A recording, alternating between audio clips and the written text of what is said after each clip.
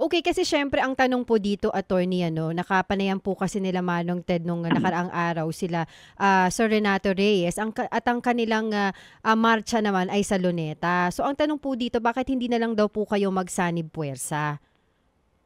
Opo, nag-uusap naman po yung aming dalawang grupo at hello? Opo, go ahead po, Go attorney. ahead, attorney. Opo. Nag-uusap naman yung aming dalawang grupo at sa amin usapin ngayon, mukhang magsasama naman po kami sa EDSA. Isa lang naman ho yung sigaw natin. I think yung Luneta, hindi na ho yun. If ever, yan yung grupo ng INC or JIL or whatever.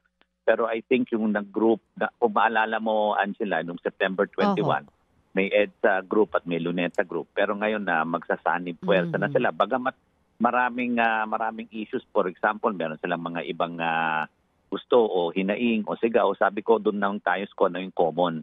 Ang common namin lahat na sigaw ay yung anti-corruption, yung accountability of public official, yung transparency, yung good governance. Ako kung yun ang ating common sigaw, magsasama-sama tayo sa Luneta. Kasi nga, kailangan doon muna tayo sa kung ano yung common sa atin, imbis na kung ano yung medyo naghihiwalay sa ating grupo.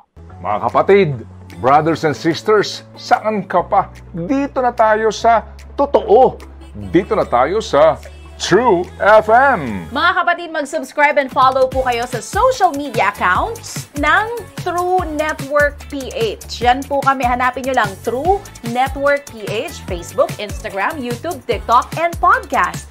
Mapa-Apple or Spotify man yan, mahahanap nyo kami. Lahat ng mga napapanood at napapakinggan nyo po sa programa, nasa social media accounts namin yan. So, paano mga kapatid? See you sa social media!